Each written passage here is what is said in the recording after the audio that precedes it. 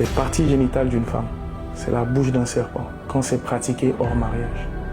Le foot n'est pas un sport physique mais spirituel. On ne sait pas le jour où on va partir. Ma mère ne savait pas qu'elle allait partir et laisser 3 enfants derrière elle. À cette époque, si j'avais pas le foot, je me serais suicidé. Faut pas blaguer. Le monde spirituel, ça rigole pas. La question, c'est comment tu peux aimer ta femme comme Christ si Christ n'est pas en toi? Car seul Christ en toi peut aimer ta femme comme Christ a aimé l'Église. Donc, moi, je suis pas capable d'aimer ma femme comme Christ, Khalil, mais Christ en moi le peut. Gloire à Jésus, lui crie à haute voix. Bonjour à tous et bienvenue dans ce nouvel épisode du podcast Lumi, le podcast où on parle foi, témoignage, business et bien d'autres sujets. Aujourd'hui, accrochez-vous bien parce qu'on reçoit un invité de marque, on reçoit un grand frère qui a un témoignage percutant qui va transformer beaucoup de vies. Aujourd'hui, je reçois mon grand frère Khalil Lambin. Bonsoir, comment tu vas? Ça va super et toi, merci. Ça va, super. Alors j'ai découvert ton témoignage vite fait sur les réseaux sociaux. Donc pour ceux qui ne le savent pas, tu es un ex-footballeur. Aujourd'hui tu es toujours resté dans tout ce qui va être management sportif, on abordera le sujet plus tard. Mais tu as un témoignage particulièrement percutant parce que tu as vu des choses, des rituels, des propositions bizarres qu'on t'a fait dans le monde du football. Et je sais que ça, il y a beaucoup de personnes qui le vivent mais qui n'ont pas le courage d'en parler. Donc avant d'arriver à ce sujet un peu tabou, j'aimerais bien savoir qui est Khalil Lambin, où est-ce que tu as grandi et qu'on puisse un peu découvrir le personnage que tu es. Amen. Je rends la gloire à Dieu, déjà pour l'introduction, tu vois, parce que je ne pense pas vraiment qu'il y ait quelque chose de spécial chez Khalil Lambin. Je le dis en toute humilité, mais en Jésus. Amen. Parce que je sais la personne que j'étais. Aujourd'hui, si aujourd'hui je suis là où je suis, c'est grâce à Dieu. Je suis en face de toi, c'est grâce à Dieu. Et il faut savoir que je suis né dans une famille musulmane en Côte d'Ivoire. Ok. Donc je suis pas né chrétien. C'est pour ça que je t'appelle Khalil du coup. Khalil Mustafa. Ok. Donc 2 prénoms musulmans. D'ailleurs en arabe, Khalil signifie l'ami de Dieu. Mais aujourd'hui, je suis pas là pour parler de l'islam. Tu vois, je suis là pour parler d'exactement ce que tu viens de dire, ce que Dieu est en train de faire, ce que Dieu va faire. Amen. Mais le plus important pour moi, c'est pas de faire juste une vidéo de plus, c'est de faire une vidéo qui permettra aussi aux autres de sortir de la prison dans laquelle ils vivent, mais sans savoir que c'est une prison. Wow. Amen. Et donc tu es né dans une famille musulmane. Est-ce que tu as des frères et sœurs? Alors des demi-frères, j'en ai jusqu'à 9. Ok. Mon père a eu 3 femmes différentes. D'accord. Avec ma mère, il a eu 3 enfants, donc un grand frère, moi au milieu et ma petite sœur. D'accord. Et tu as grandi en Côte d'Ivoire ou pas du tout? Oui, en Côte d'Ivoire. Je suis né en Côte d'Ivoire à Cocody. Ok. Donc tous les gens de Cocody, n'hésitez pas à mettez des commentaires.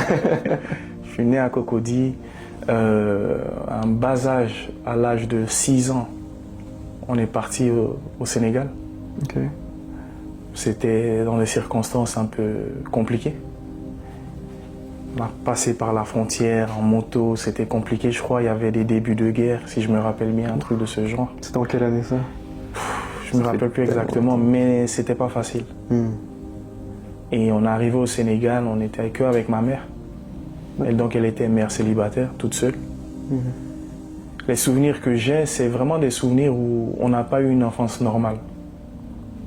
Mais tout au long de cette enfance, maintenant Jésus m'a montré qu'il a toujours été là tous les jours. Donc tu sais, souvent on est trop religieux à dire oui, mais il faut aller chercher le frère qui est dans le monde. Mais la question qu'il faut se poser, entre toi et Dieu, qui aime ce frère plus? Ce frère, il est mort. Mais Jésus est mort sur la croix pour lui. Amen. Mais toi qui le poursuis et qui parles de Jésus avec lui tous les jours, est-ce que tu es prêt à donner ta vie pour ce frère? Tu vois, on est trop hypocrite souvent. Donc quand j'étais au Sénégal, on est parti après au Mali. Du Mali, on est rentré en Côte d'Ivoire. Et de la Côte d'Ivoire, on est allé en France. Oui, vous avez bougé. Ouais, on est arrivé en France dans le 12e arrondissement. Métro ligne 8, Dominil. Ok. J'étais à l'école à Brécholou là-bas et je jouais tout le temps au foot. Je faisais que jouer au foot. Dès le bas âge. Dès le bas âge, j'aimais tous ceux qui me connaissaient. Football. Mais est-ce que quelqu'un t'a introduit dans le football ou c'est juste venu naturellement? Bizarrement, je n'ai pas de souvenir que quelqu'un m'a introduit. J'ai toujours joué au foot. Je dormais avec mon ballon de foot. Je faisais tout au football. Tout. À l'école, football, tout football. Tu avais déjà des rêves de devenir footballeur à l'époque, depuis l'âge de 6 ans. Au-delà du rêve, même pour moi, je ne voyais pas faire autre chose que jouer au foot. C'était pas un rêve. Pour moi, le football faisait partie entièrement de qui je suis. C'était une évidence, quoi. C'était une évidence dans le sens où tu réfléchis même pas à si tu vas être footballeur. Je me disais, je joue au foot. Donc si je suis bon, quelqu'un va me chercher. Ok. Et au moment où vous arrivez en France, tu es avec ta mère, Ma mère, mon grand frère et ma petite sœur. ton grand frère et ta petite sœur. Et comment elle est l'entente là-bas? C'est comment le cocon familial? Ma mère a toujours été quelqu'un d'élevé spirituellement, Ok. très aimante. Elle avait un amour sacrificiel, mettait toujours les autres en avant, ses frères et sœurs. Elle était beaucoup aimée dans la famille. Et en 2007, on a déménagé dans le 91 en 2005. Pendant 2 années, en 2007, un soir, on lui dit bonne nuit, maman, bonne nuit, tout ça. Le lendemain, on me dit maman, elle est décédée. Du jour au lendemain, comme ça, elle est partie. Waouh. En mai 2007. Tu vois, la Bible nous dit que nous sommes que de la vapeur. Ni toi ni moi, on saura après ce podcast si on va vivre 1 heure de plus. On ne sait pas le jour où on va partir. Ma mère ne savait pas qu'elle allait partir et laisser 3 enfants derrière elle. Et maman elle était musulmane, du coup. Alors, il y a beaucoup de personnes qui m'ont dit que maman leur parlait de Jésus. Ok. Donc moi, ce que le Saint-Esprit m'a dit, c'était que tu sais, il y a beaucoup de musulmans qui acceptent Jésus, mais pour ne pas déshonorer leur famille ou créer des palabres, ils ne le disent pas publiquement. Ils sont chrétiens de l'intérieur, mais il y a énormément en Angleterre, j'en ai rencontré beaucoup. Des femmes qui ont accepté Jésus, mais elles ne peuvent pas le dire à leur père, de peur d'être rejetées. Mais elles ont leur relation avec Jésus. Je pense que ma mère faisait partie de ces personnes, parce que ça a toujours été quelqu'un qui ne voulait pas rentrer dans les conflits. Donc, elle a sa relation avec Dieu, ça ne te regarde pas. Pense ce que tu veux et c'est ce que Dieu pense d'elle. Donc aujourd'hui, moi, j'ai la ferme assurance qu'elle appartient à Jésus. Amen. Amen. Et maman part du jour au lendemain. J'avais 12 ans.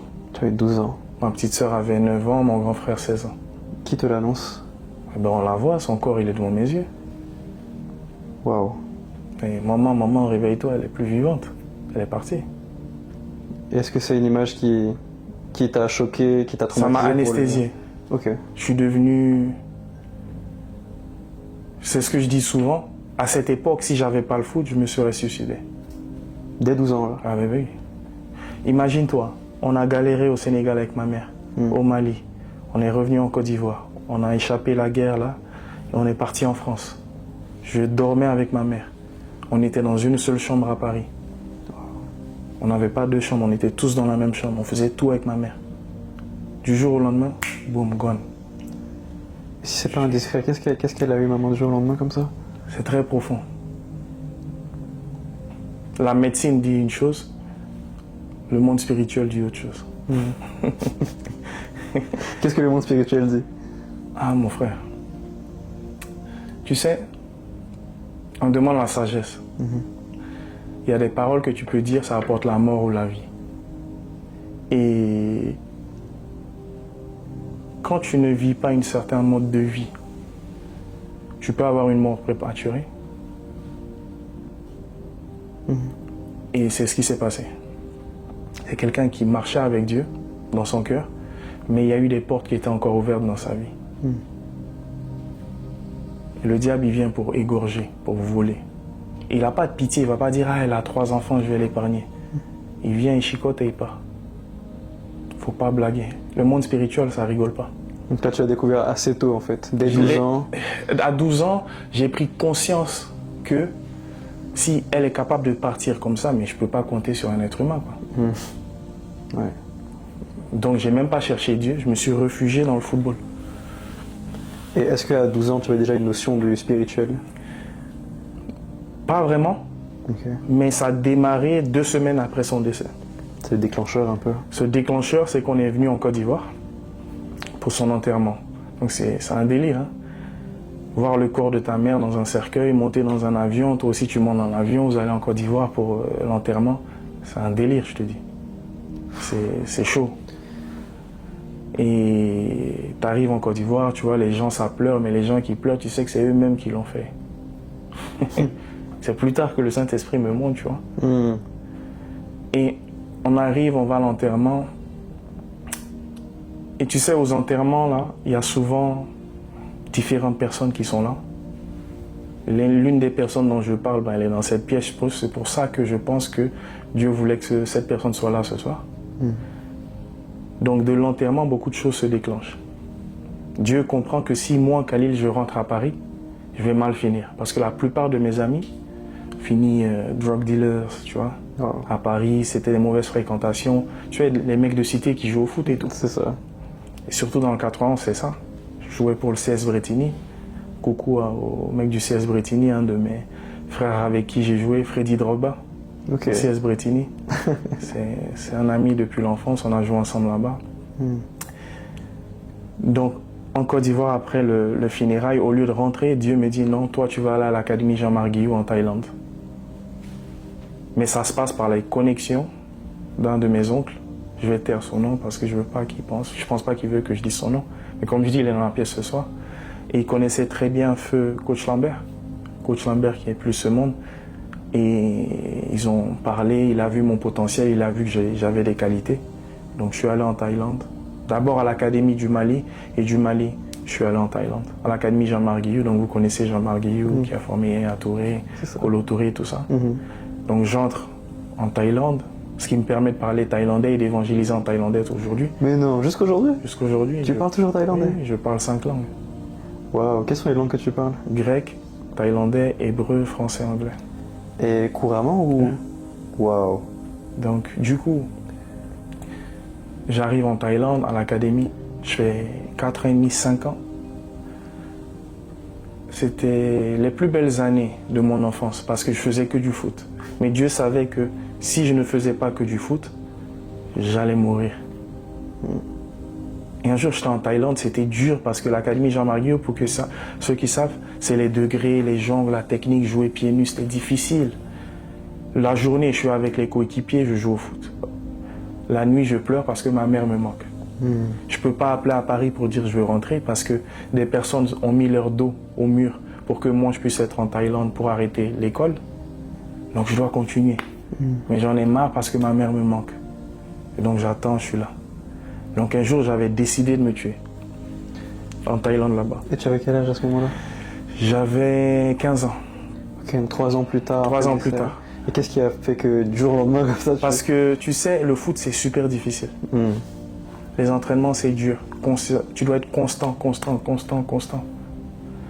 Et j'en avais marre, donc un jour je marchais comme ça, je partais. Et je sortais de l'académie, je marchais le long et je vois un vieux qui vient de loin. C'est dans la contrée de Chonburi en Thaïlande. Un endroit où tu as une chance sur 1 milliard de croiser quelqu'un qui parle français. Il n'y a pas d'immeuble. C'est l'académie et des chanderies partout. Impossible que tu vois quelqu'un qui parle français. Et un vieux qui marche avec un buffalo et des sacs de riz chargés sur le dos du buffalo. Et moi, je passe à côté de lui, il me dit « Ah !» Il me parle en français. Il me regarde droit dans les yeux. Il dit « N'abandonne pas. » Waouh. En français. C'est un Thaïlandais qui t'a dit ça? N'abandonne pas. Je lui dis « Mais comment vous parlez français ?» Et là, ce qui se passe, quand il me parle maintenant, j'entends thaïlandais. Et il y a eu plein de témoignages plus tard, quand j'ai donné ma vie à Jésus, de personnes qui s'assoient sur le banc avec quelqu'un en Pologne, qui parlent avec la femme en français, mais la femme, elle entend polonais. Dieu peut changer ton oreille pour que quelqu'un te parle dans ta langue, mais c'est lui qui te parle. Je ne sais pas si tu comprends ce que je veux dire. Incroyable, oui, je comprends. Et c'est ce qui s'est arrivé pour moi en Thaïlande. J'ai entendu français, mais lui, il a parlé thaïlandais. Mais moi, je ne savais pas que c'était Dieu qui avait appuyé une télécommande au ciel et il a changé mon oreille, tu vois. Il est Dieu, il est capable de tout ça. Et du coup, ce jour-là, n'abandonne pas, ça m'a touché. J'ai dit, ok, je vais continuer. J'ai dit, je vais continuer pour ma mère parce que je dois devenir professionnel. Et ce jour-là où tu t'es suicidé, excuse-moi de te couper, c'était à cause justement de cette même pression-là, du football, du décès de maman? Tout ça. Tout ça cet ensemble-là qui s'est accumulé pendant plusieurs années. Plusieurs années, tu dis mais ça sert à quoi tout ça? Ça sert à quoi? Mais entre-temps, tu vois, je suis toujours dans mes 5 prières. Ok. je vais faire mes 5 prières, mais c'est vide. Ok. Ah, mais tu priais, tu étais rigoureux dans l'islam du coup. Oui, mais c'est vide. Tu pries, mais tu fais juste les 5 prières parce qu'on t'a dit que c'est comme ça. Tu fais pas ça parce que tu as une relation ou bien tu sens le développement intérieur. Tu sens un changement intérieur. Tu fais ça juste parce que c'est robotique. Et malheureusement, beaucoup de musulmans, ils le font de manière robotique. C'est un esprit qui s'est imposé à eux. Ouais. Même beaucoup de chrétiens aussi, malheureusement. Exactement, et c'est le même esprit qui est aussi dans les églises aujourd'hui. Ne pas avoir de relation avec Dieu, mais prier de façon mécanique. Au-delà de prier de façon mécanique, cet esprit est envoyé par le diable pour te faire croire que tu es en relation avec Dieu quand tu fais ça. Alors que non, tu es en relation avec le diable au travers de lui. Wow. Amen. Je pense que déjà ça a touché beaucoup de personnes. Ah, on espère, mais tu vois, donc du coup, cet épisode se passe en Thaïlande et je commence maintenant à travailler plus dur. Éventuellement, je sors de l'académie 17 ans et demi, je signe mon premier contrat pro, je suis envoyé au Qatar, je suis allé à Lorient, Nantes. Et le premier endroit, c'est Qatar, du coup. Non, premier endroit, c'était... je suis allé en Angleterre faire des essais à Arsenal. Ok. C'est là que j'ai vu certaines réalités, des indemnités de formation. C'était pas possible d'y rester. Je suis retourné en Thaïlande, je suis allé en France, Lorient, Nantes. Et ton premier contrat pro que tu as signé? Mon premier contrat pro, c'était en Grèce, en première division.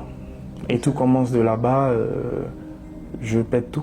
Je mets 16 buts en championnat, 5 en coupe. J'ai Everton, Swansea, Sheffield United, Sheffield Wednesday qui veulent m'acheter. Okay. Et je fais le choix d'aller à Sheffield Wednesday parce qu'ils partaient de 3e division, 2e division. Donc moi, je me disais que si je signais chez eux, j'allais être titulaire et après monter en Première Ligue parce que mon objectif, c'était de jouer pour Arsenal. Tu es un fan d'Arsenal, toi? Oui. C'est ton club préféré? J'étais fan, mais maintenant, je ne veux pas passer pour le radical ennuyé. Okay. Mais mon cœur appartient à Jésus et je prie pour Arsenal pour qu'il puisse rencontrer Jésus. Amen. Okay? Mais c'est là où j'arrive en Angleterre, dans les pays des Blancs, où je suis confronté à la réalité que le foot n'est pas un sport physique mais spirituel. Ouf. Alors, avant juste d'arriver à cette question-là, je vais te poser la même question que je pose à d'autres invités sur le podcast. Tu cites ton premier contrat pro. Qu'est-ce qu'on te propose concrètement sur le contrat?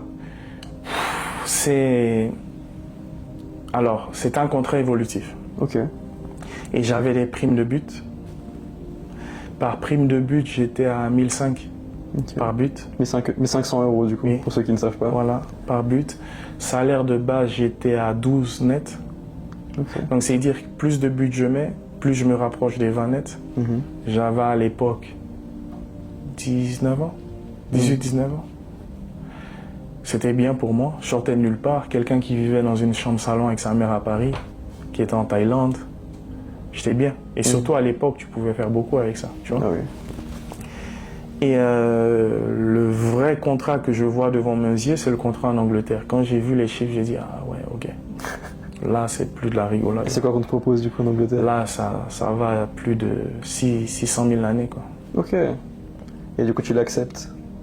Oui, mais j'avais plusieurs propositions qui tournaient autour de ça, tu vois. Autour de ça, ok. Tournaient autour de ça, mais le problème, c'est que quand tu es mal entouré et mal conseillé, mal entouré, mal conseillé, et tu fais des choix parce que tu réfléchis comme quelqu'un qui ne demande pas à Dieu quoi faire. Donc au final, c'est inévitable que tu vas à l'échec. Et c'est inévitable. Hein. Peu importe ce que tu fais dans la vie, Jean dit, rien de ce qui a été fait n'a été fait sans la parole. Et ça, c'est Dieu qui dit ça. Et un jour, le Saint-Esprit me dit, Khalil, toi, tu vas faire tes courses et tu ne me demandes pas quoi acheter. Tu vois, ça te fait rire. Mais le monde dans lequel on vit m'a programmé de sorte qu'on dise, ça, c'est les petites choses que je peux faire moi-même. Alors que c'est dans les petites choses que Dieu veut être. Dans ton intimité la plus profonde. Même dans tes courses. Seigneur, comment je m'habille aujourd'hui? Qu'est-ce que j'achète avec les 100 €? Merci, tu m'as béni avec ça. Je veux acheter des courses. Seigneur, qu'est-ce qu'on mange aujourd'hui? On ne pense pas que Dieu veut faire partie de ton intimité. Parce que le monde t'a programmé de sorte que tu demandes à Dieu, tu viens à Dieu quand tu es content pour lui dire merci ou quand tu es en difficulté. Alors que Dieu, non. Jésus dit, il n'y a rien que le Fils n'a fait de lui-même. Il ne fait que faire ce que le Père lui montre de faire. Rien. Rien de ce qui a été créé n'a été créé sans la parole. Tout ce qui a été fait. Donc si toi et moi, nous sommes des enfants de Dieu, et que moi j'ai choisi de signer dans un club sans Dieu, comment je vais réussir? Ça c'est clair. Mais à l'époque, tu n'étais pas entouré par des personnes? Pas du tout. J'étais encore musulman, j'étais livré à moi-même, j'avais un agent qui était véreux, qui pensait qu'à sa poche. J'avais beaucoup de talent. J'allais super vite, je courais à 2000 à l'heure. Souvent plus vite que le ballon, tu vois. Mais tu peux demander à tous les petits aujourd'hui qui sont toujours en première ligue, qui me connaissent, ah mais Khalil, qu'est-ce qui s'est passé avec toi? Je dis, écoutez, comme on dit, j'ai mis toute ma carrière dans le sexe. C'est le sexe. Un jour, Dieu me montre une image, que les parties génitales d'une femme, c'est la bouche d'un serpent. Est-ce que tu peux reprendre encore une fois? Les parties génitales d'une femme, c'est la bouche d'un serpent, quand c'est pratiqué hors mariage. Et tu injectes ta semence dans la bouche d'un serpent. Mais toi, tu ne sais pas que c'est un serpent. Tu ne sais pas que c'est Jézabel. Un serpent très venimeux pour ton destin. Et Dieu me montra ce jour-là, quand il m'explique que c'est la bouche d'un serpent, voici ce que je voulais faire avec toi dans le foot. Mais voici tout ce que tu as donné dans le sexe. Donc tu ne peux pas me demander pourquoi. Je t'ai donné, tu as tout donné. Mais par manque de connaissance, vu que tu ne savais pas que le sexe était une porte d'entrée dans ton âme, tu pratiquais ça en disant que tu es roco, tu es dur, tu enchaînes l'ego, comme les jeunes y réfléchissent. Mais ils ne se posent pas la question en se disant, tu es en train de te détruire. Parce que tu es créé à l'image de Dieu et à la ressemblance de Dieu. Et cette période-là de débauche sexuelle, elle intervient à quel moment exactement? Très tôt. Très tôt. Très tôt. Je perds ma virginité, j'avais 14 ans. Ok. C'est très tôt. Moi, j'ai jamais fumé, j'ai jamais bu. C'était ça, mon problème. Et ça, c'est du coup... Et ça plus t'es dans continue. le foot. Ouais, là, t'as accès à tout. Donc t'as l'argent, t'as l'image, un peu la gloire. l'image, Les femmes, c'est facile. t'es pas vilain. Ouais. C'est facile. Ouais. Mais de tout, je te dis de tout. Ça va dans des trucs vraiment bizarres et sombres. Mais à cette époque, t'es aveuglé. Tu sais pas que c'est bizarre. C'est ça le vice de ce monde. Et moi, ça me brise le cœur, tu vois. Quand j'en parle, ça me... Je dis, Seigneur, réveille les jeunes. Et réveille même les adultes qui comprennent à quel point ils sont dans une illusion. Quand tu dis des choses bizarres et sombres, c'est-à-dire? Chose bizarre et sombre, c'est dire que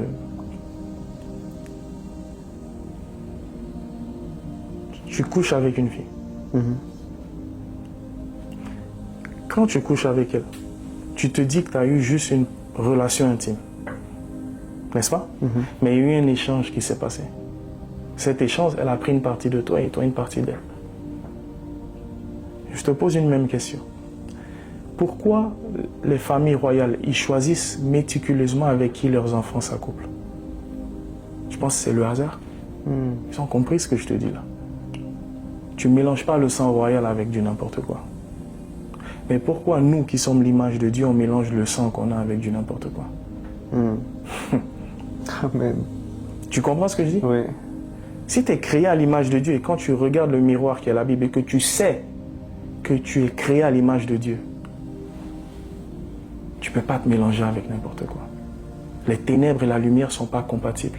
Mais à cette époque, je ne savais pas. Donc je mélangeais tout ce qui était image de Dieu avec les ténèbres. Je me mélangeais. Jusqu'au jour, je finis un match. Après ce match, il y a un journaliste qui vient et qui me dit qu'il veut faire une interview parce que j'étais en Thaïlande, j'étais en Grèce, t'es encore jeune, mais tu as fait beaucoup de pays. Donc les fans veulent te connaître. Moi, je dis, il n'y a pas de souci, tu vois. Ils me demandent d'échanger les numéros. On échange les numéros. Et à cette époque, mon agent, je lui demande, il y a ce journaliste qui veut me parler, je sais comment. Il dit, tu vas, tu fais l'interview, comme là, comme on est là, mais parle pas. T'es pas content parce que tu joues pas, parce qu'à cette époque, je jouais pas. Parle pas de changer de club, reste concentré sur ton contrat. Donc on fixe le jour. J'arrive au rendez-vous, c'était dans un café posé dans une ville d'Angleterre. J'arrive, je lui serre la main, il me regarde droit dans les yeux, il me dit qu'il n'est pas journaliste. C'est un blanc, c'est pas un noir. Il me dit que lui n'est pas journaliste. Je dis, ouais, mais si vous êtes un agent, un président, je suis pas intéressé, quoi. Il dit non, nous gouvernons ce monde. Et si tu veux faire partir de l'élite, tu dois entrer dans l'élite. Je dis, mais oh. Tu vois, moi, à cette époque, je regardais les vidéos YouTube de temps en temps. Tu vas dire, ah, telle personne a vendu son âme, telle personne a fait ci. Mais pendant que ce mec me parle de ça, qu'est-ce que j'entends? La voix de ma mère. Ma mère était très spirituelle, comme je te disais. Et la personne qui est dans la pièce ce soir avec nous peut te dire ça. Il la connaissait mieux que moi. Moi, je l'ai connu que 12 ans. Lui, il a connu plus de 40 ans. Et elle me dit, tu peux faire tout ce que tu veux, Khalil, mais ne vends jamais ton âme. Ça, c'était, j'avais 9 ans. Fast forward, plusieurs années. J'ai ce mec en face de moi, il me dit ça. C'est la voix de ma mère comme un parapluie. Ne vends pas ton âme. Tu parles, ne vends pas ton âme. Plus il me parle, plus j'entends, ne vends pas ton âme. Donc, pour les mamans parfois qui se disent que ouais, mais je parle à mon enfant, il ne m'écoute pas. Ou le père qui dit je parle à mon enfant, il n'écoute pas. N'oublie pas une chose. Tu es créé à l'image de Dieu. Ta parole est une semence. Je pense que quand ils font les publicités dans la télé, là, tu penses que c'est le hasard? Ils plantent une graine dans ton subconscient. En tant que parent, tu es censé semer des graines dans ton enfant. C'est ce que ma mère a fait. Et cette graine a germé le jour où j'en avais besoin. Imagine, elle ne m'avait jamais dit de ne pas vendre mon âme. Donc ce monsieur me propose ça. Donc moi, je suis curieux. J'entends, vends pas ton âme dans mon esprit, mais je dis, mais qu'est-ce que je dois faire pour entrer dans l'élite? Il me regarde droit dans les yeux, il a dit, ça n'a rien de physique, tout est spirituel dans ce monde. Wow. Je te répète, c'est pas un marabout, c'est un blanc. Si c'était un noir, j'allais dire, ok, c'est normal, j'ai rien contre les renois. On a l'habitude de ça, j'ai grandi dans ça, tu vois. Mais là, un blanc, je dis, mais oh, c'est Harry Potter ou quoi, tu vois? Je dis, mais c'est quoi ce délire-là? C'est quoi ça? En Angleterre. Thank you, tu vois? Ouais. Et quand il me dit ça, il me dit, si tu es prêt et qu'on a ton feu vert, je te donnerai la localité. Tu viens, une voiture viendra te chercher et on t'initiera. Je dis, ok, mais avant d'arriver là, qu'est-ce que je dois faire? Il dit, il y a plusieurs fonctions, plusieurs manières d'entrer.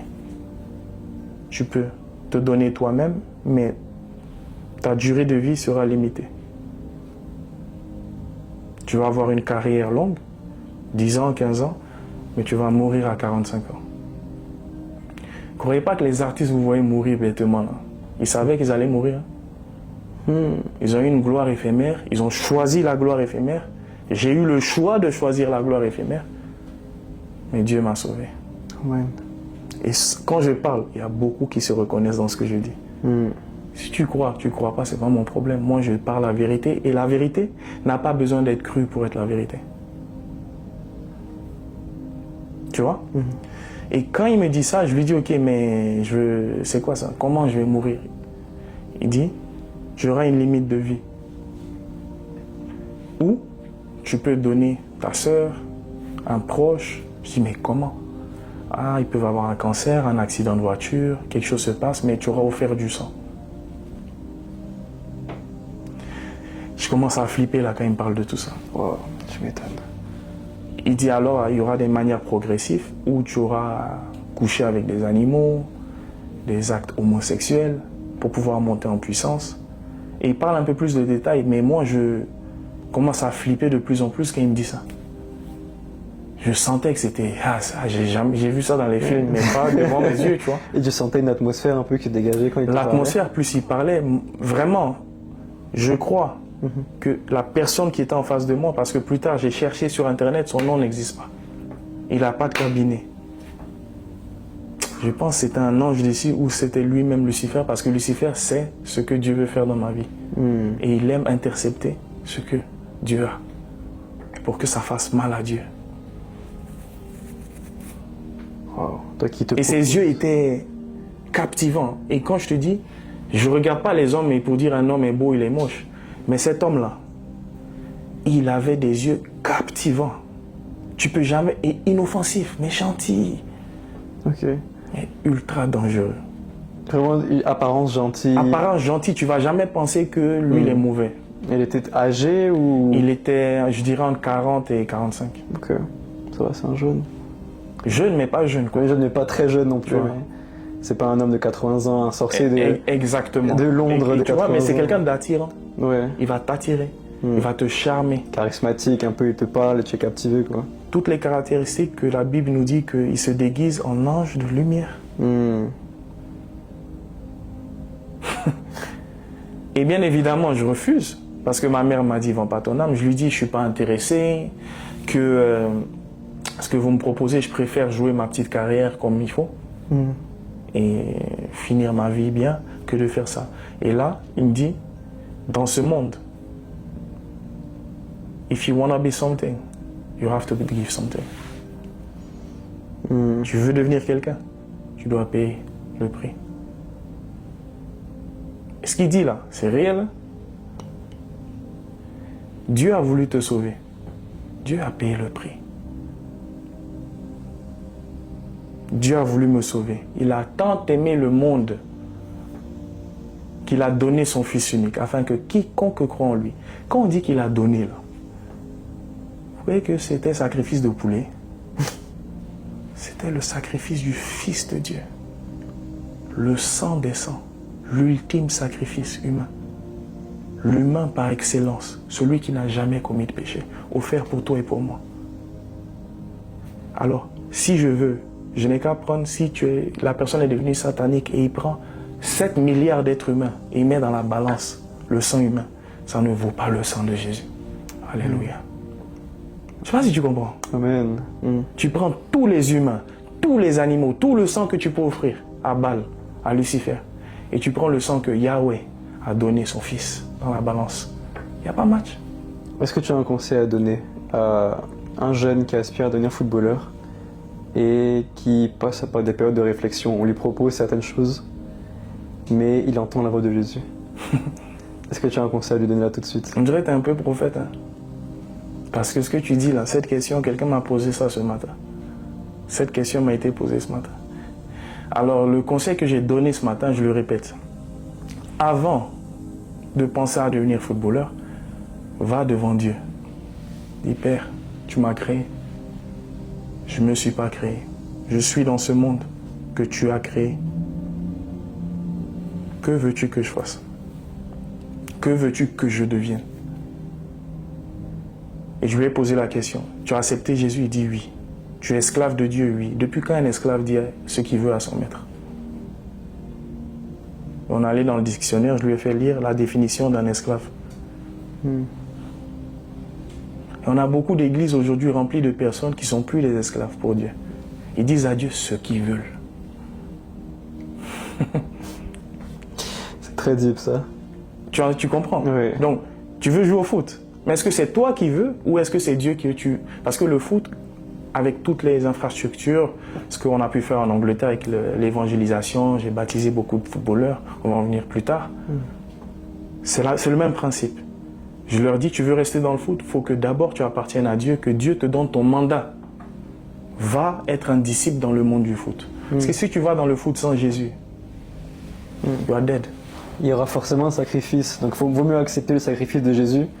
Il y aura forcément quelque chose à faire. Et mais subtil, hein? Un badge, Manchester United, sur leur maillot, ils disent qu'ils sont les Reds Devils. Tu penses que c'est le hasard? The Black Diamonds. Pourquoi ils se donnent ces noms?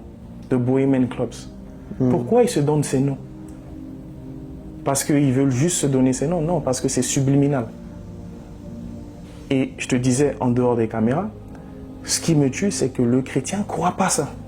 Mais ils croient au sacrifice de Jésus. C'est de la stupidité, désolé. Tu ne crois pas que des gens tuent des humains pour la gloire, mais tu crois que Dieu a donné son Fils en sacrifice humain et tu ne crois pas que l'opposé existe. En tout cas. Mais réfléchissez. Ouais. Le diable copie tout ce que Dieu fait. Et malheureusement, beaucoup sont offerts en sacrifice sans qu'ils savent que c'est un sacrifice. Réel. C'est triste. Mais ça m'a marqué tout à l'heure parce que tu parlais de donner en sacrifice quelqu'un d'autre. Ouais. Donc tu peux choisir de sacrifier quelqu'un d'autre que toi. Yes. Et spirituellement, c'est un mandat qui est légal, quoi. Of course. Et you know why? Tu sais pourquoi? La personne que tu sacrifies, ils vont te dire, choisis. Et les personnes qui t'offrent, c'est souvent des personnes qui ne marchent pas dans la volonté de Dieu. Donc elles appartiennent au diable. T'as capté? Ouais. Si tu n'es pas un enfant de Dieu, tu es un enfant du diable, mais tu ne sais pas que tu es un enfant du diable. Je te disais aussi en dehors des caméras, beaucoup disent être chrétien. Mais être chrétien, c'est facile. Mais être enfant de Dieu, va demander à Joseph si c'est facile. Va demander à Jésus qui était sur terre si c'est facile. Ils l'ont botté sur la croix, crucifié, craché dessus. Il peut claquer des doigts, il va avoir 1000 milliards d'anges qui vont venir le sauver. Il pleure, il dit, Père, pourquoi m'as-tu abandonné? Pardonne-leur, ils ne savent pas ce qu'ils font. Toi, petit problème, tu dis, je ne peux pas lui pardonner, elle est trop méchante. Ouais, mais c'est toi, matin, midi, soir à l'église. Je ne suis pas en train de juger, je parle des faits réels. Ah, c'est réel, tu as raison. Tu as raison. Je ne sais plus où on en était. Pour revenir un petit peu aux propositions qu'on t'a faites. Ouais. Donc si je résume, il t'a dit donner un sacrifice à un membre de ta famille. Yeah. Donc tu as bien expliqué que pour avoir un mandat légal spirituellement, il faut que la personne ne marche pas forcément dans la volonté de Dieu. Yes. On t'a dit aussi, quoi d'autre encore comme proposition? Donc du coup, tu te donnes toi-même, Toi-même. ta durée de vie va diminuer.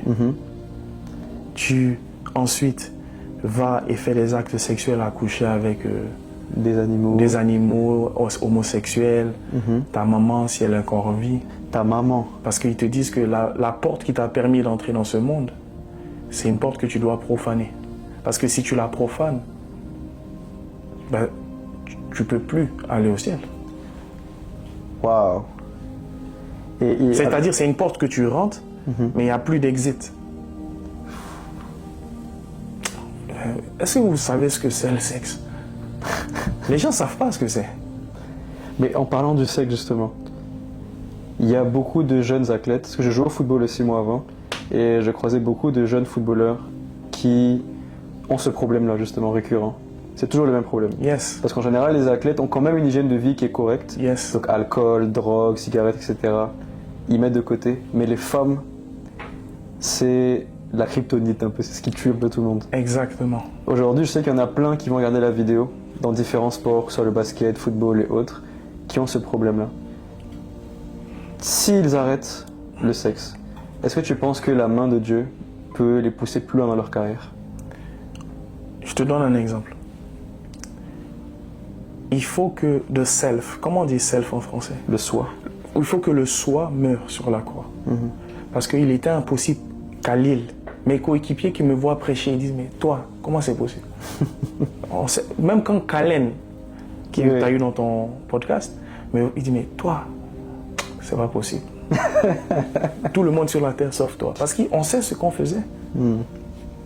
Mais le jour où j'ai dit, Seigneur, je ne peux plus. J'arrive pas à arrêter. Montre-moi comment arrêter le sexe. Jésus m'a dit, tu dois mourir. Je dis, mourir? Il dit, non, ton soi doit mourir sur la croix. Parce que Jézabel peut seulement attirer quelqu'un qui est vivant. Mais la mort à soi-même n'est pas une fois et puis tu dis, ça y est, je suis en Christ. Il dit, regarde ce que je t'ai dit là. Si tu veux être mon disciple, il n'a pas dit si tu veux être mon enfant. Tous ceux qui acceptent Jésus deviennent enfants de Dieu.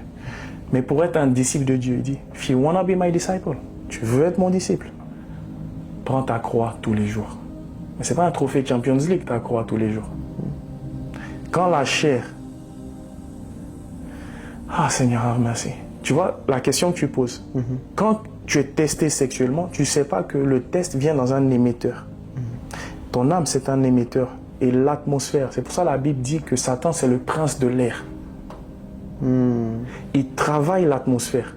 De sorte que toi qui ne sais pas que l'atmosphère va impacter tes désirs, qu'est-ce qui se passe? Tu rentres dans une atmosphère et tu dis, mais je ne pensais pas faire ça et j'ai finalement fait ça. Combien s'identifient sur ça? Ce soir-là, je ne pensais pas aller en boîte de nuit, mais je suis allé, au final, je suis tombé. Ce soir-là, je ne pensais pas aller à l'anniversaire, mais je suis allé et j'ai fait ce que je ne voulais pas faire. Wow.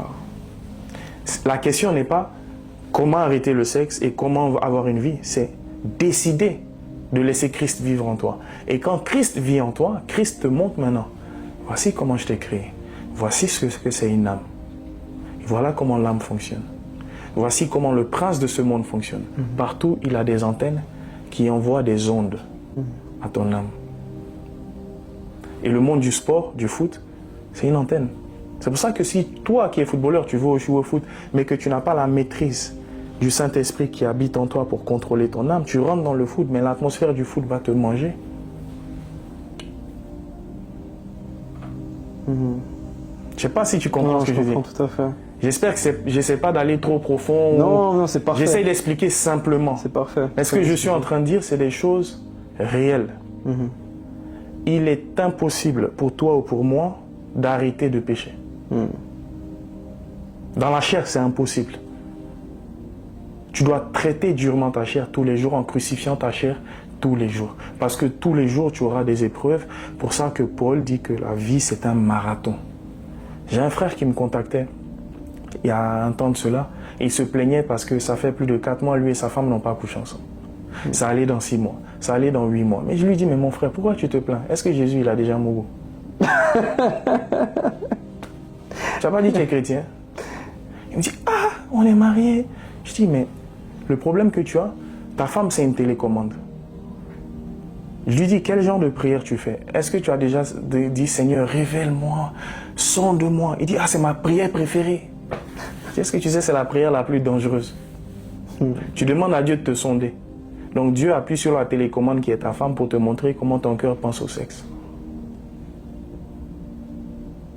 Tu comprends? Donc Dieu utilise ta femme pour te mettre dans une situation, pour te montrer ta faiblesse. Vu que tu dis sonde-moi, montre-moi ce que je dois changer. Change ça. Élève-toi, sors de la chair et vis la vie de l'esprit. Et quand tu vas vivre la vie de l'esprit, ta femme va s'ouvrir à toi au lit. Et ça marche. Ça marche. Je ne sais pas si tu comprends. C'est pour ça que Paul dit que tout concourt au bien de celui qui aime Dieu. Donc si tu vois qu'il y a quelque chose qui ne marche pas dans ton couple, Seigneur, qu'est-ce que tu veux changer en moi? Regarde pas elle ou regarde pas lui. Qu'est-ce que tu veux changer en moi? Si tu permets que cette situation m'arrive, il y a un truc à changer en moi.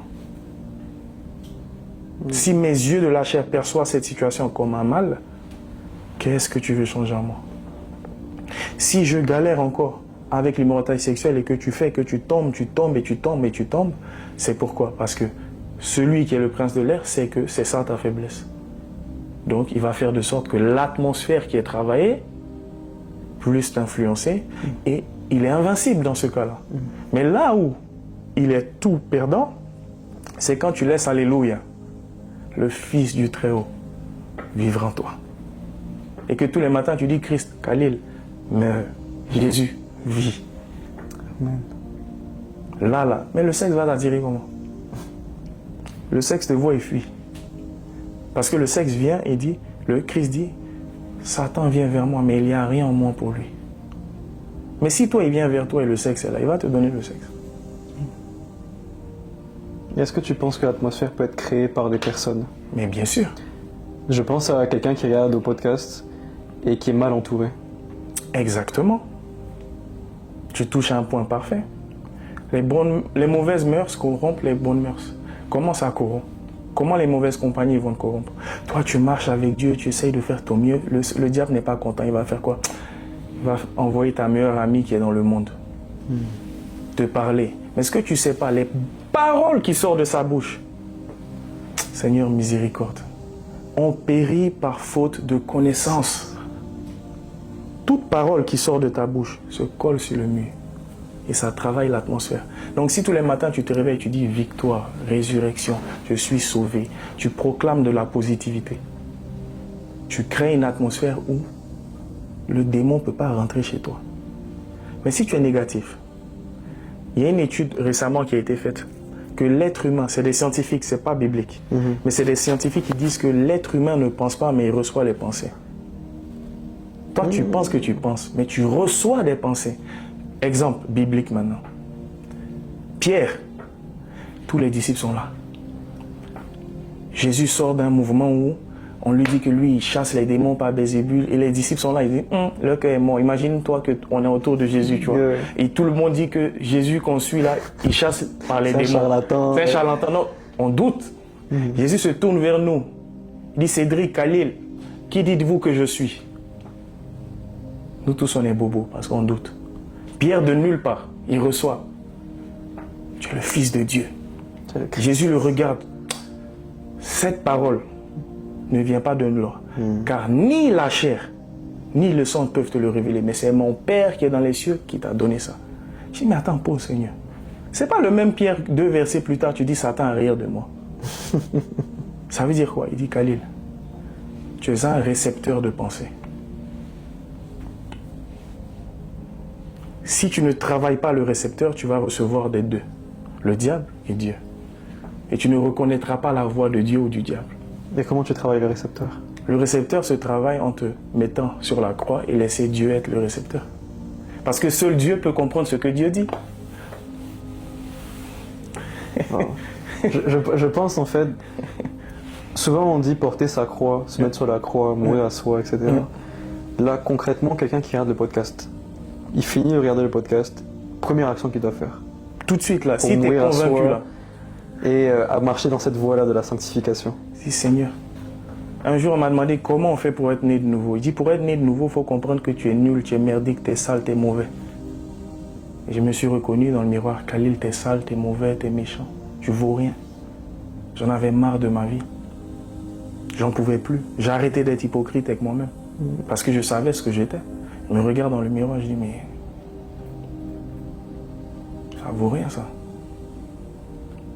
C'est là Jésus vient maintenant. Je dis, Seigneur, j'en peux plus. Si toi tu me regardes et tu estimes que tu en as marre, tout est bousculé autour de toi, tu ne sais plus où tourner ta tête, tu ne sais pas où aller, tu te poses plein de questions. Prends une pause et dis, Jésus, viens me sauver.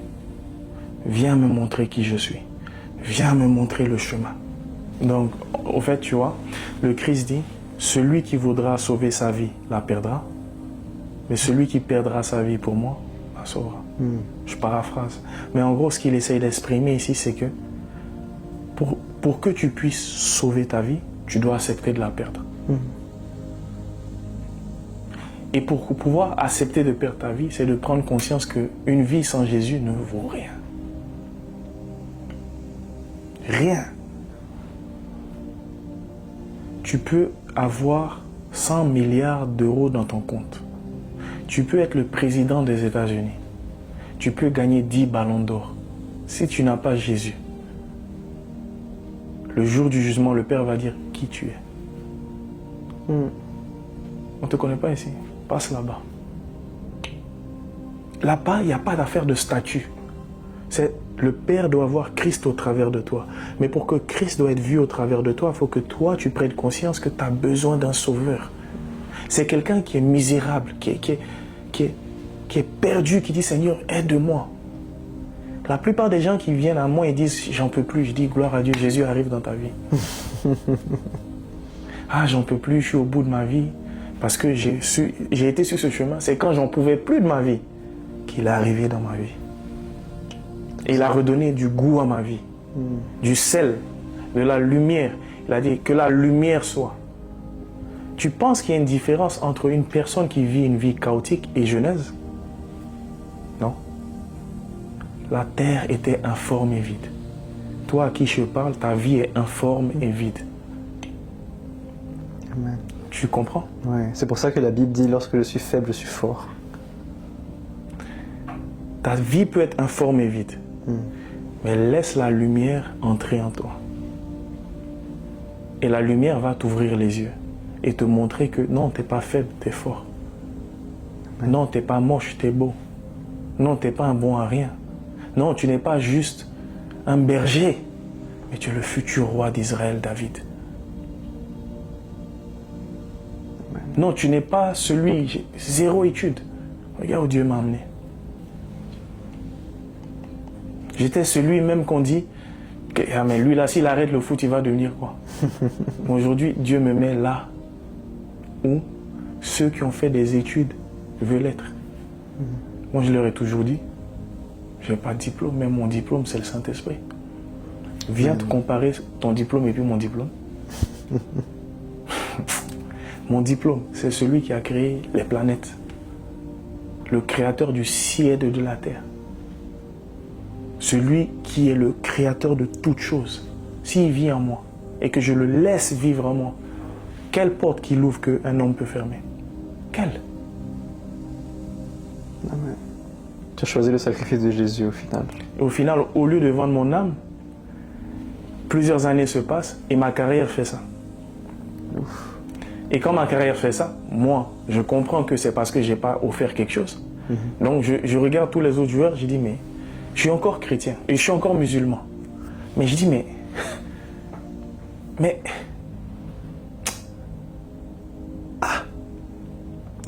comment je vais faire pour jouer à Arsenal? Parce que je sais ce qu'il m'a proposé. Comment je vais faire pour être le capitaine de la Côte d'Ivoire? Comment? Et je ne voyais pas d'issue de secours. Je finis, je vais en Belgique, je joue dans plein de pays. En Israël, à Dubaï, partout, Qatar. Ah oui. J'ai voyagé. C'est tout ça qui m'a permis de parler plusieurs langues. Mais je ne savais pas au fait que Dieu, il était en train de faire PlayStation dans ma vie. Même que je n'étais pas encore en Christ. Hein? Il m'envoyait ici pour apprendre la langue. Il m'envoyait là-bas pour apprendre la langue pour qu'aujourd'hui il m'utilise. Écoute attentivement. Il dit, Moïse a été préparé dans toute la science des Égyptiens. C'est quoi la science des Égyptiens? C'est pas la sorcellerie? C'est. Maintenant, imagine que tu as quelqu'un qui est allé à Oxford ou à Harvard. Et tu lui demandes de jeter un bâton. Dans sa logique, son intelligence, il va se dire c'est impossible qu'un bâton devienne un serpent. Mais Moïse qui a grandi avec les Égyptiens, il sait que les Égyptiens peuvent jeter un bâton et ce bâton va devenir un serpent. Parce qu'il a vu ça depuis qu'il est petit. Parce qu'il a grandi avec cette science. Donc il sait qu'un bâton peut devenir serpent. Donc le jour que Dieu le sort d'Égypte, Dieu le prépare en Égypte. Son académie qui est là. Dieu prépare son récepteur en Égypte de sorcellerie. Et Dieu le sort de la sorcellerie et il l'emmène dans le désert pour qu'il rencontre Yahweh. Une fois qu'il rencontre Dieu, Dieu lui dit je te ramène en Égypte. Mais cette fois-ci, il a été formé. Il a été formé dans la science des Égyptiens. Donc quand Yahweh lui dit jette le bâton, il ne va pas penser comme un intellectuel. Il sait qu'un bâton peut devenir serpent. Est-ce que tu comprends ce que je dis? Donc une ex-prostituée peut savoir ce qu'une ex-prostituée vit. Un ex-footballeur peut savoir ce qu'un ex-footballeur vit. Un ex-musulman peut savoir ce qu'un ex-musulman vit. Donc peu importe le péché dans lequel tu es, ça va concourir au bien de celui qui aime Dieu parce que Dieu va tourner ça pour sa gloire. Tu peux voir ton fils dans le péché, toi donne ton fils à Dieu. Parce que le péché qu'il est en train de faire là, c'est son académie parce qu'il va sauver beaucoup de personnes qui étaient dans ces ténèbres. Et c'est ce qu'il fait maintenant. Il m'a sorti du foot. Et comment il me sort du foot? J'étais en Suisse. Et en Suisse, j'en avais marre. Je jouais au football en Suisse et j'en pouvais plus de foot. Et à un moment donné, j'étais KO. Je dis, Seigneur, je suis fatigué de la vie, d'immoralité sexuelle. Je partais à la mosquée, je faisais mes prières, mais je sentais que je lisais le Coran. Et le Coran me dit des choses qui ne sont pas cohérentes. On me dit que la Vierge Maria a été visitée par un ange qui lui dit qu'elle va enfanter. Elle lui dit, mais elle est vierge, dans le Coran. Comment c'est possible? L'ange lui dit, l'Esprit du Seigneur va venir sur toi. Non, moi je me pose la question. Ce Issa qui est né de Marie, là, il est né de Dieu et d'une vierge. Mais Mohammed, il est né d'un homme et d'une femme. Il n'y a pas match, au fait. Donc, je commence à plus chercher Issa dans le Coran. Parce que je cherchais vraiment Dieu. Parce que j'étais sur le bord encore de perdre ma vie, me tuer, quoi, parce que j'en pouvais plus de ma vie. Donc, je cherchais vraiment où était Dieu. Je cherchais Dieu parce que je voyais qu'on m'avait offert de vendre mon âme, de faire des rituels pour avoir la gloire de ce monde. Je disais, mais si eux, ils peuvent donner la gloire de ce monde, c'est qu'il y a un Dieu, mais il est où? Parce que quand tu tapes sur Internet, on dit religion, il y a plus de 3000 religions. Mais il y a un Dieu et puis il y a un diable. On peut pas tous avoir raison. On ne peut pas tous avoir raison. Ouais. Ok? C'est-à-dire que Issa là, c'est qui? Dans le Coran, c'est aussi écrit que tous sont pécheurs. Mais un seul n'a jamais commis de péché. C'est Issa. Il est né pur. Et le Coran te dit aussi que seul Allah ne peut pas pécher. Le Coran te dit que Issa est Dieu. Mais comme les musulmans, va chercher un musulman autour de toi. Il n'y a pas beaucoup qui lisent le Coran ou qui ont lu le Coran. Or, le Coran dit que si tu ne lis pas le Coran, tu n'es pas digne d'un musulman. Ils suivent un esprit de famille. Quand j'ai vu ça, j'ai dit, ok, Issa, si tu es Dieu, révèle-toi à moi. Le lendemain, je finis l'entraînement, je marche dans la rue. Pasteur Anthony Cooper m'arrête. Un Anglais né en Angleterre qui a ouvert une église à Genève, parce que je jouais à Genève. Et il me dit, young man, do you know Jesus loves you? Et quand il me dit ça, le cœur de Pierre, qui était mort quand ma mère est décédée, et que j'ai vu son corps devant mes yeux, ce cœur qui était sans vie et qui alignait toutes les go possibles, quand il me dit que Jésus m'aime, ma première question que je lui pose, je lui dis, mais comment il peut aimer quelqu'un comme moi? Parce que je sais ce que je fais. C'est là qu'il me dit, c'est pour ça qu'il t'aime. Parce que tu sais que tu es sale. Tu sais que tu n'es pas bon. Tu sais que tu mérites l'enfer. C'est pour ça qu'il t'a donné. C'est pour ça qu'il s'est donné pour toi. Tu vois, le commencement de la nouvelle naissance, c'est le commencement de savoir que tu n'es pas bon. Il y a certains jeunes qui disent, je vais attendre d'être bien pour aller à l'église. Mon frère, il est venu sauver tout le monde par la grâce. Donc à ce moment-là, quand il me dit ça, tous les jours après l'entraînement, j'allais à l'église. Et il pompe la Bible dans moi. Il me pompe des versets. On lit la Bible, j'avais soif. On parle de Dieu, on parle de Dieu, on parle de Dieu, on parle de Dieu, on parle de Dieu. Jusqu'au jour où je lui dis, écoute, 2016 en août, je veux me faire baptiser. Cette fois-ci, ça y est, je donne ma vie à Jésus. Et c'est comme ça que je me fais baptiser. Et depuis lors, Dieu me dit maintenant, arrête le foot. Dès que je me fais baptiser. J'oublie cet épisode. Le jour de mon baptême, il y a une action physique qui se passe. Les gens de l'église ont vu. C'était dans le lac de Genève. Okay. Le moment où il me met dans l'eau, et je sors de l'eau, il y a un oiseau qui tombe, il meurt. Wow. Physiquement. Il est tombé par terre, il est mort. Beau. Juste à côté là. Non, genre, tu vois le lac, t'es déjà là à Genève? Ouais. On est descendu, tu vois, il y a les barrières là comme ça, et souvent les oiseaux ils sont dessus là. Un de ces oiseaux il est tombé mort. Il était là mort. Le Saint-Esprit me disait, ça c'est l'ancien Khalil, j'ai une nouvelle créature.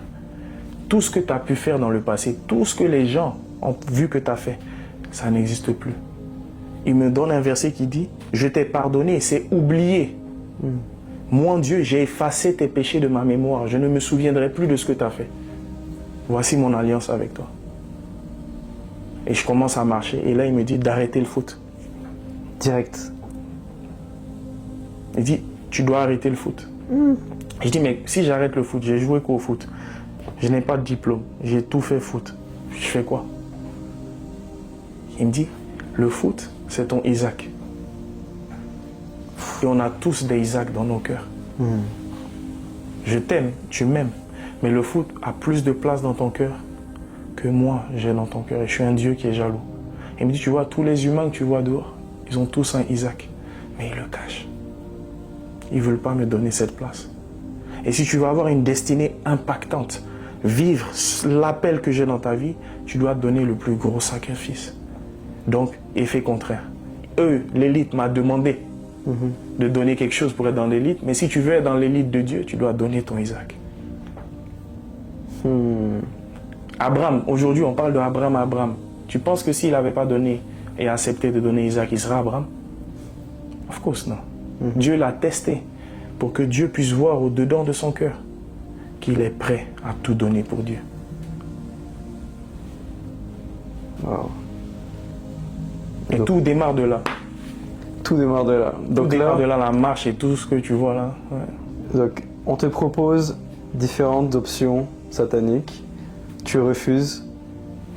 Est-ce que tu en parles à tes coéquipiers? Est-ce que tu parles à des amis? J'en parle, mais ils disent t'es fou quoi. Que ça y est, lui il est fou. Parce que. Et ça me blessait. Et je me disais, mais pourquoi ils disent que je suis fou? Ça me jugeait, t'es fou, que ça n'existe pas ça, tu vois. Je disais, mais vous faites le diable. La Bible dit que l'œuvre de la croix est une folie pour les gens de ce monde. Ok?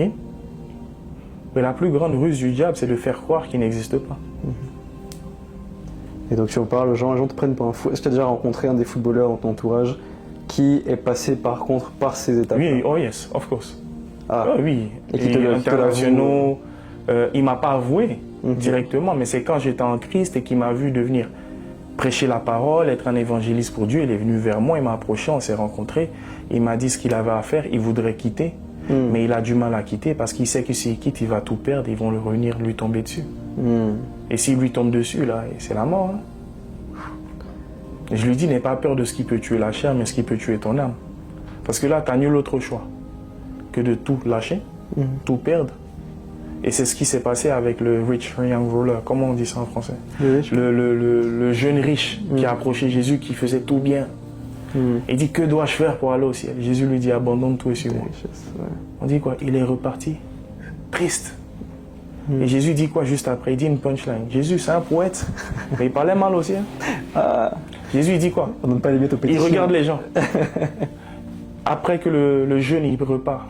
Parce qu'il a vu qu'il ne pouvait pas tout abandonner. Et le footballeur qui me demande comment faire pour être sauvé, je lui dis abandonne tout. Mais il dit qu'il ne peut pas aussi. Jésus dit, imagine-toi, toi qui me regardes dans la caméra, imagine-toi que Jésus dit, il est plus facile pour un chameau de rentrer dans le trou d'une aiguille qu'un homme riche dans le royaume des cieux. Un chameau. Tu connais le trou d'une aiguille? Jésus dit c'est plus facile pour lui. Et les gens pensent que c'est juste une métaphore. Mais moi, je le vois au quotidien avec les footballeurs qui veulent accepter Jésus. Mais ils ont du mal à abandonner la gloire de ce monde. La notoriété, le match vu, les grosses voitures, les belles maisons. Ils ont du mal. Ah, mais ça c'est clair. Mais là, par rapport à ta carrière, tu disais que ta carrière partait de mal en pire, entre guillemets, et que c'est à un moment donné où tu es en Suisse que Jésus se révèle à toi. Si c'était l'inverse, imaginons que ta carrière allait de mieux en mieux, et que tu atteignais ton but d'Arsenal. Et si là, maintenant, Dieu te dit, donne-moi ton Isaac, est-ce que tu penses que l'histoire aurait été différente? Non. Parce que je sais à quel point, quand Pasteur Tony m'a parlé de Jésus, à quel point, en fait,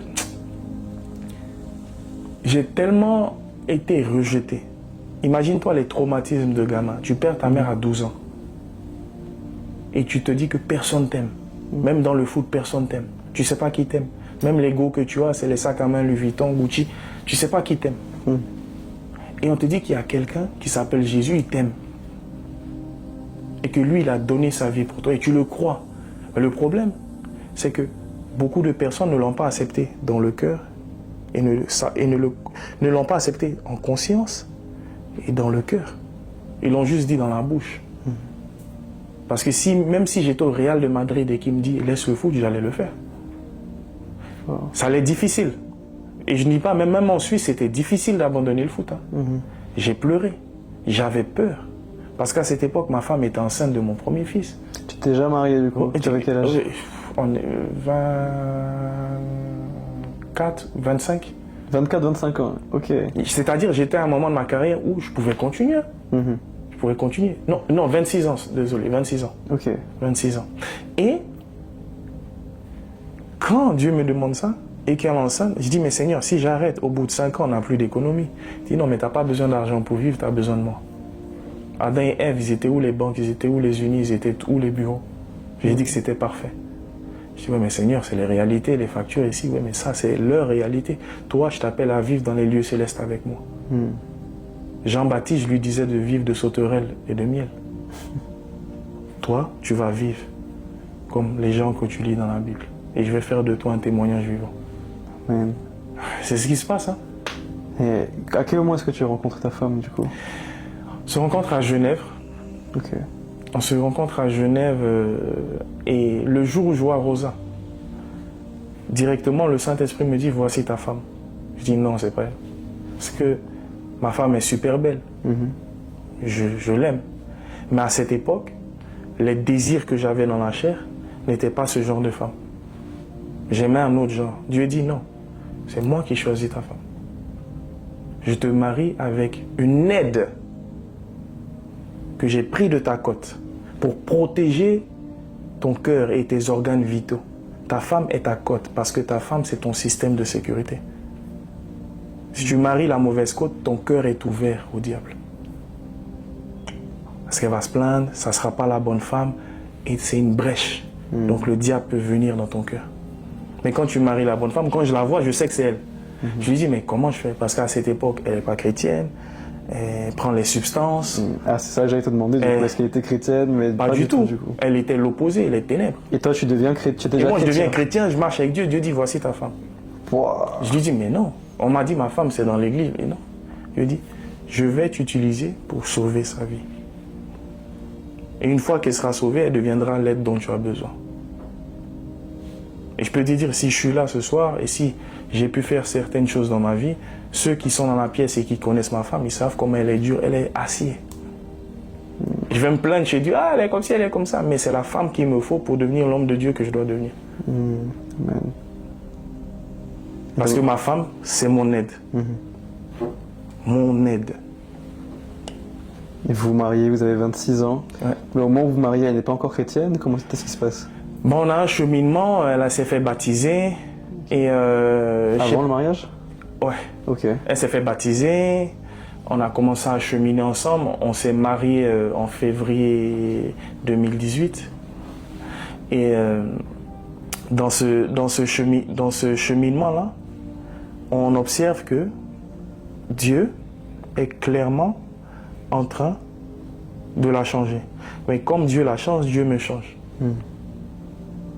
Et plus elle change, plus moi je crois que Dieu est vivant. Parce que je sais de là où elle vient. Je sais de où je viens aussi.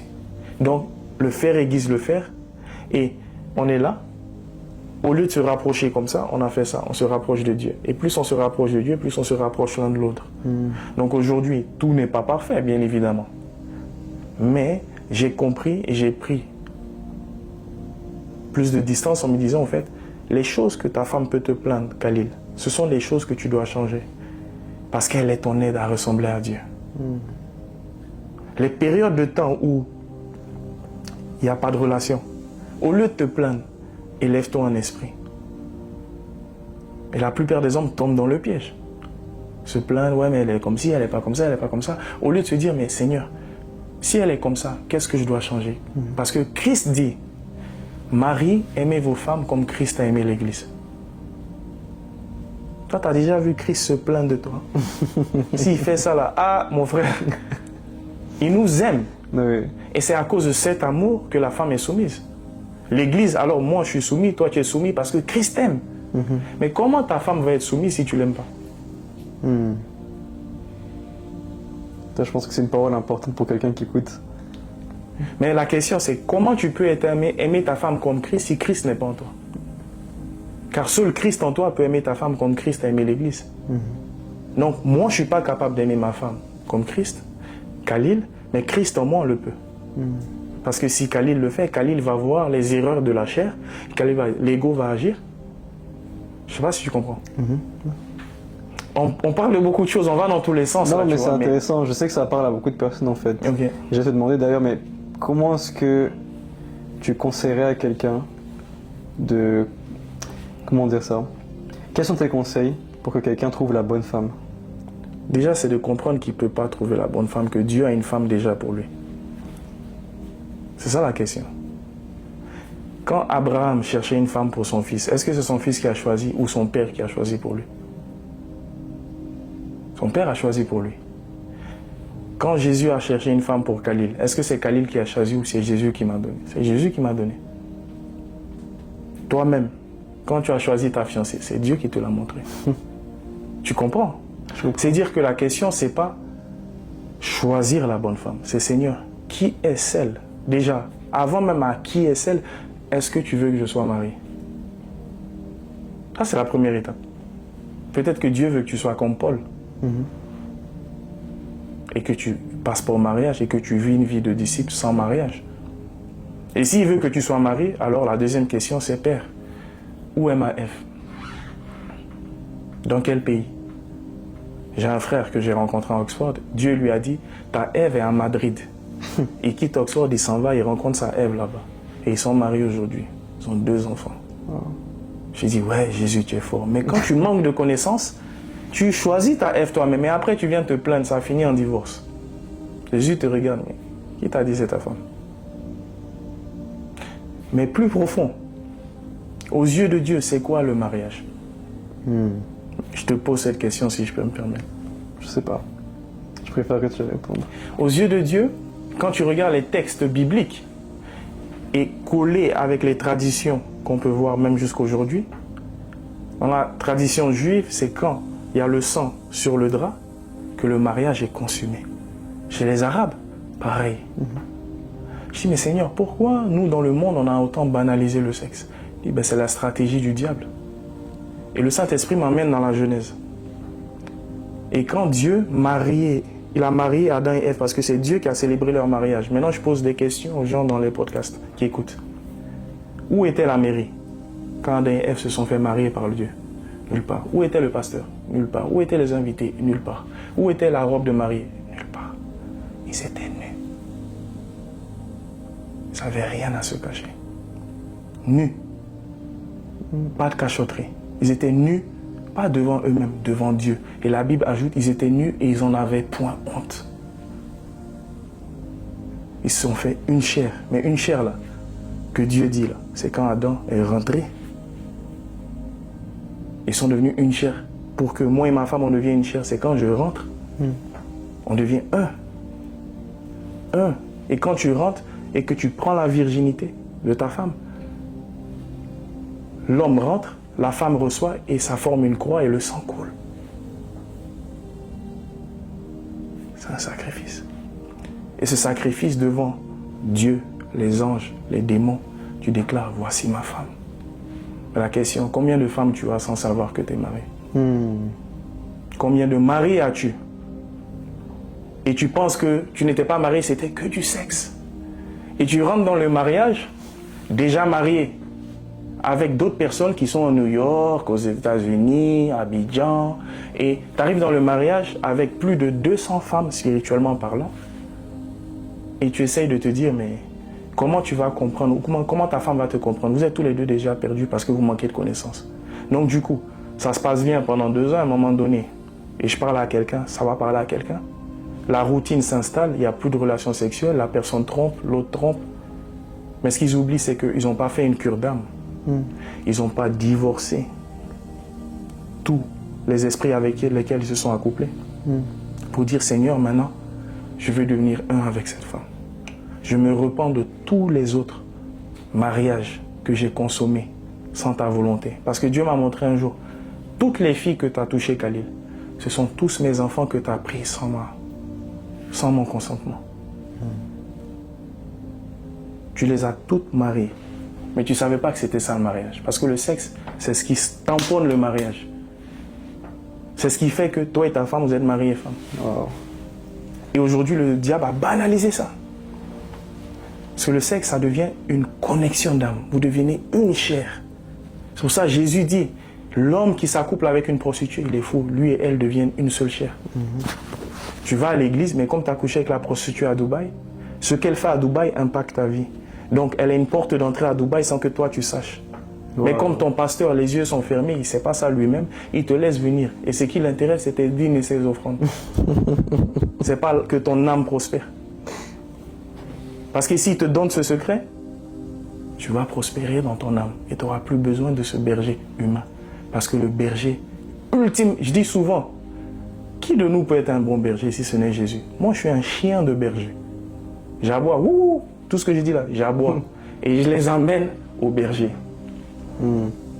Je mords les brebis de temps en temps. Allez, au berger. Parce que je suis le chien du berger.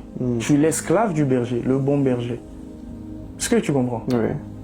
Donc, faites attention au sexe. Parce que le sexe, c'est ce qui est le mariage dans le monde spirituel. Pourquoi? il demanda de coucher avec ta maman si tu veux la gloire.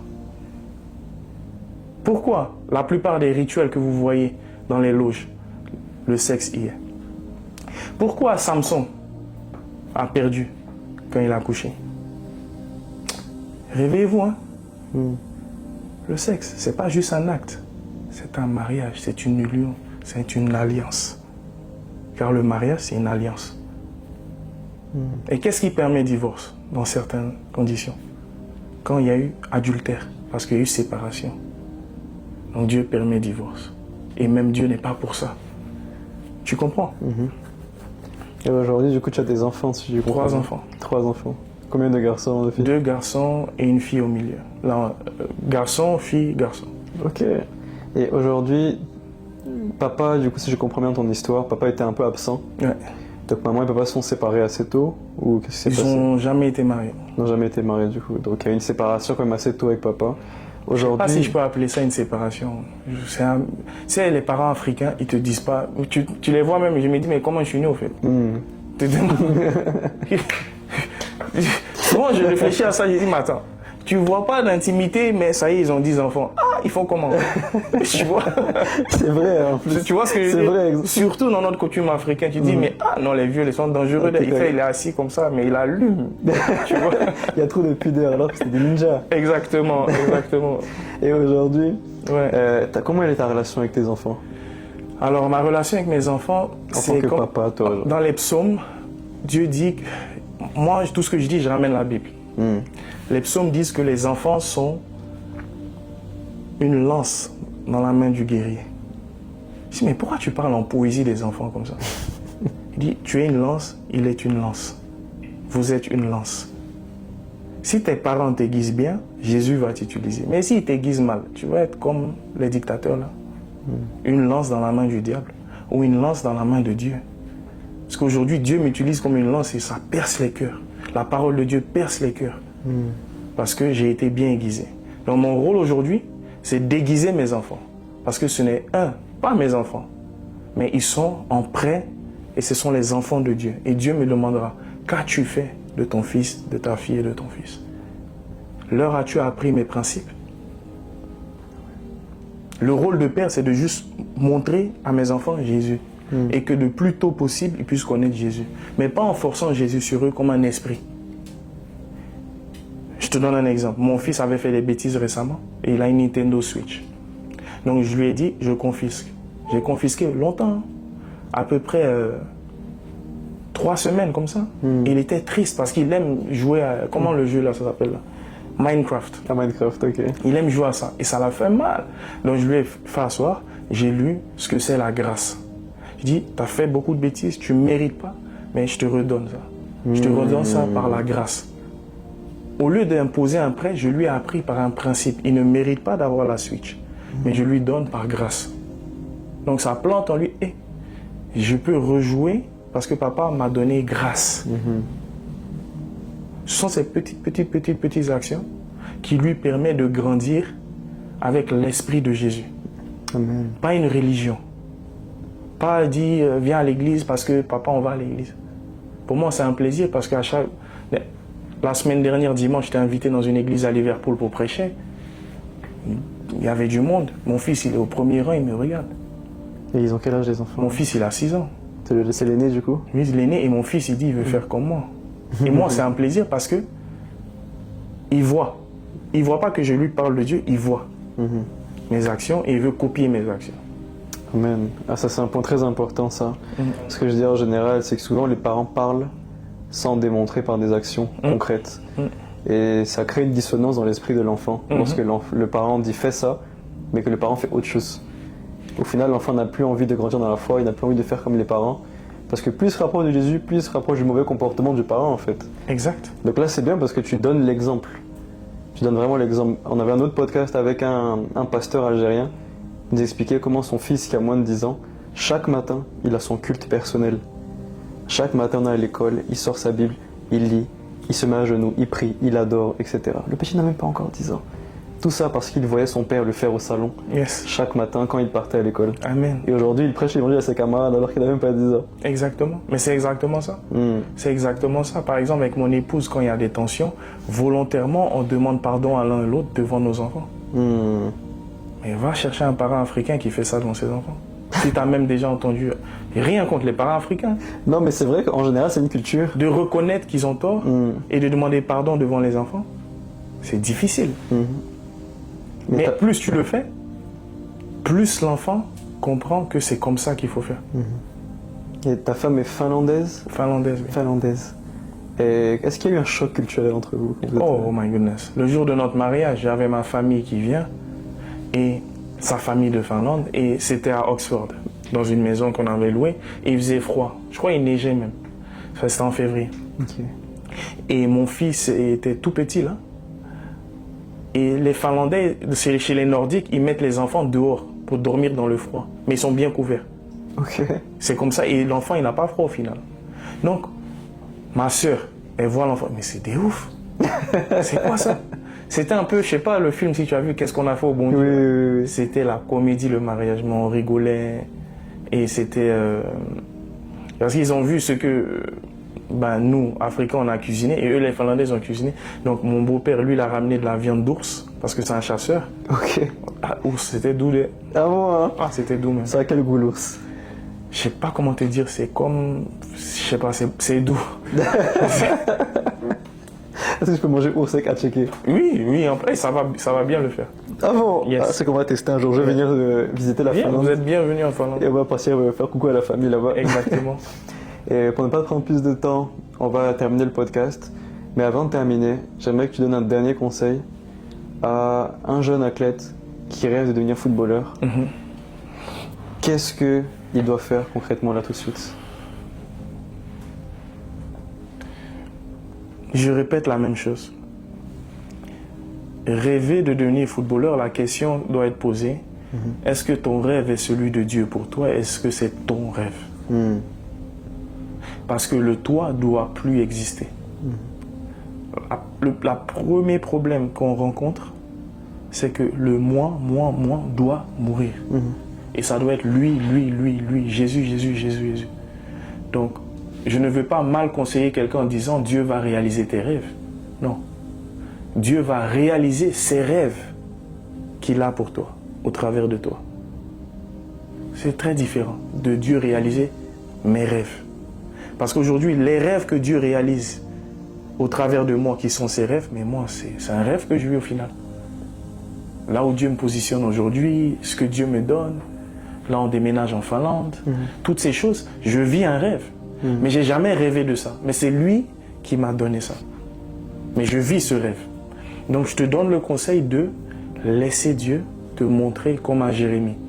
Dis, avant que je te forme dans le ventre de ta mère, je te connaissais. Il a fait quoi avant ça?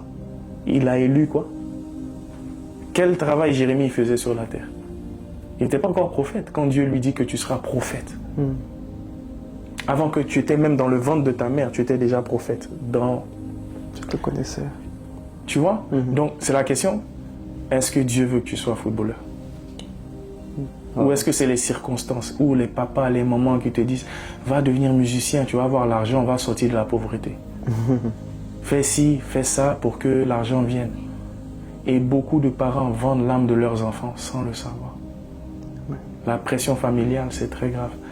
Je pense qu'on a tellement de choses à couvrir, sûrement quand tu viendras en Finlande, Avec on plaisir. fera une partie 2. Avec Parce plaisir. qu'on n'a même pas couvert le reste, mais ça suffit déjà. Avec plaisir. Mais aujourd'hui, dernière question, parce que là tu as encore titillé ma curiosité. Qui est Khaled Liambin? Qu'est-ce que tu fais au quotidien maintenant? Waouh! Jusqu'à présent, j'étais un évangéliste dans le monde du football. Je gagnais des âmes dans le monde du football. J'étais invité de conférence en conférence, d'église en église en Angleterre, Kenya, aux États-Unis, Canada, voyager le monde pour prêcher Dieu, c'est un rêve.